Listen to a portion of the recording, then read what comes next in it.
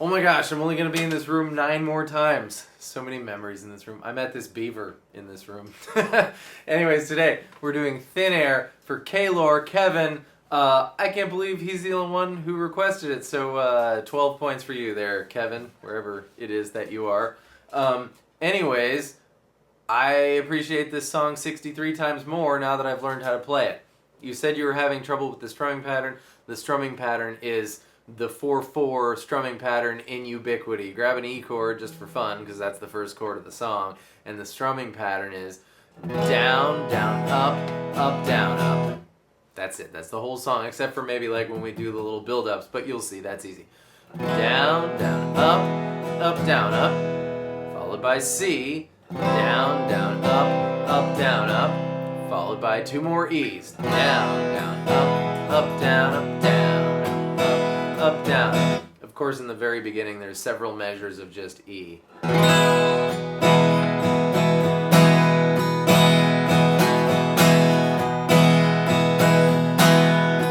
And then we go E, C, E, E, E, C, E. Right, okay, so take note of this because you're going to see some genius towards the end, some Stone Gossard magic. But if you picture E as the 7th fret of the A string, that's where it is, right? Grandma always brings crappy deviled eggs. E is here on A7, and if you do your major bar chord, this is just for like visual purposes, don't do this. Then C, of course, is on the 3rd fret, so that's what the progression is. Take note of that.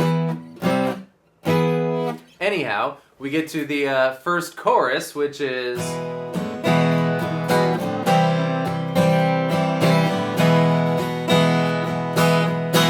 C,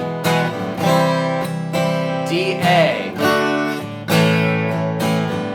And the A chimes in there on an upbeat, so slow-mo. C,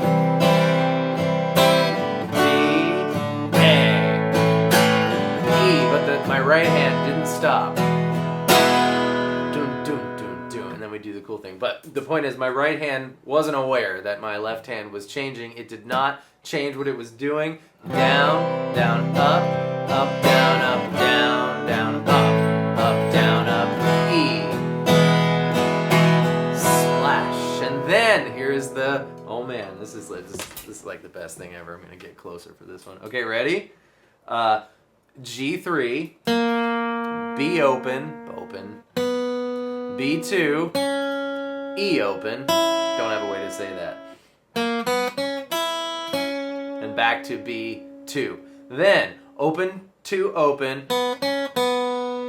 back to G3, give it a, like a, what does that remind me of, like a Sudan wiggle. It sounds like we're in Sudan. I've never heard Sudan before, but oh my gosh, I've lost track. Here we go, ready? And then D2, followed by A4. I like to slide up to it. D2, G2, low E, then hammer on the G string 1st fret with little grace notes for the open. And then pluck down the rest of your E chords. So D2, A2. I'm going to do that in slow motion without talking about the Sudan wiggle this time. And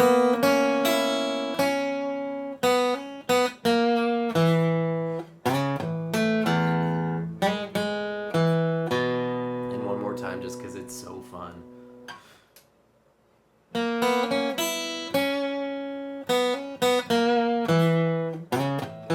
Oh, I pulled a Benaroya Hall, right?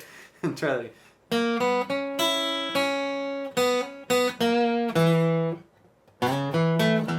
You don't even have to. One more time.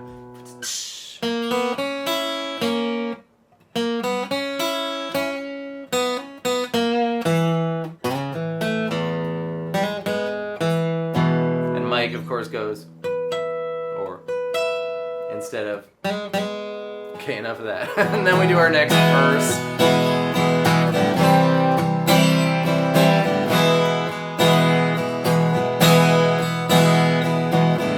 Where does Aladdin live? Because that's what I'm trying to think of. Where does he live? I don't know. Somebody chime in. Where does Aladdin live?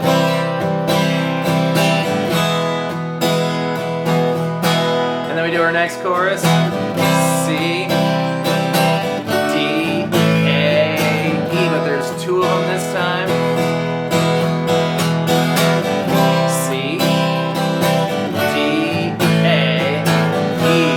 And then we're into our bridge. That's one of our build-ups. You just do a bunch of downs. Getting increasingly louder. That's called a crescendo. Bridge. F, C, G, D, A.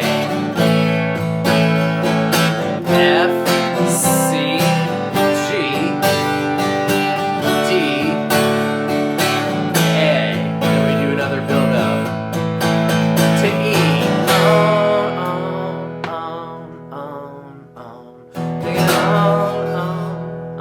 And here's the brilliance. Ready? Out of your E chord. Notice the notes in your E chord. It's an E. It's an A string second fret. That's a B. 2 notes higher than A is B. And we got another E there. We got a G sharp here and a B and an E. So the 3 notes in your E major chord are E, B, and G sharp. Now, Jeff takes this B, which is right here, and starts doing another little verse, but instead of being in some funky key of E with a C major, we are now in some funky key of B with the G major, thusly. I'm just on the A string second fret. You can make it a power chord if you want.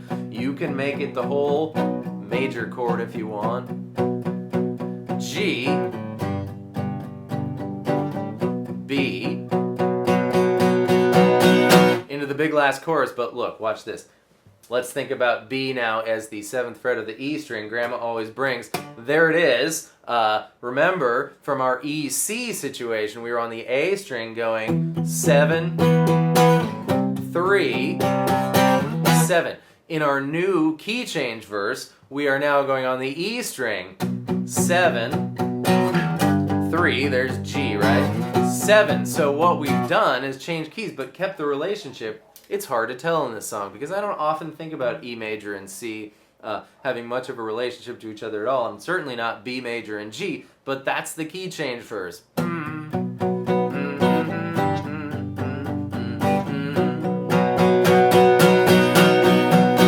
then it's, I completely forget, G, A,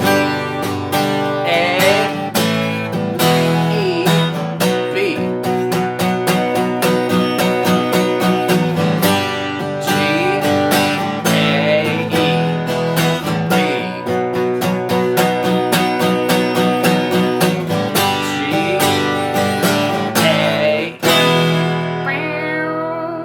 But look. When we did C, D, A, what we were doing was, look, here's C, 3rd fret of the A string. D is on the 5th fret. A is on the 5th fret of the E string. Now we've gone to G, A, E. It's the same exact thing in a different key. Here's G on the 10th fret of the A string. Easiest to visualize this way.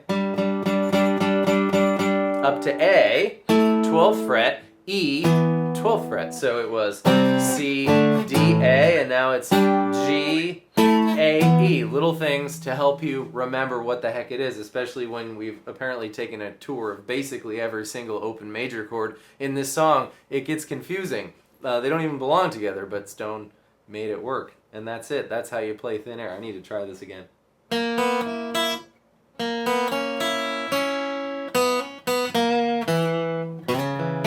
There we go. Yeah, that's it. That's Thin Air. Any questions? You can't talk to me because I'm talking to the iPad right now. Anyways, Kevin, I hope that was helpful. I hope that you find that enjoyable. I appreciate that song, like I said, 62 times more than I used to now that I've learned how to play it. Sorry it took me so long with that little thing.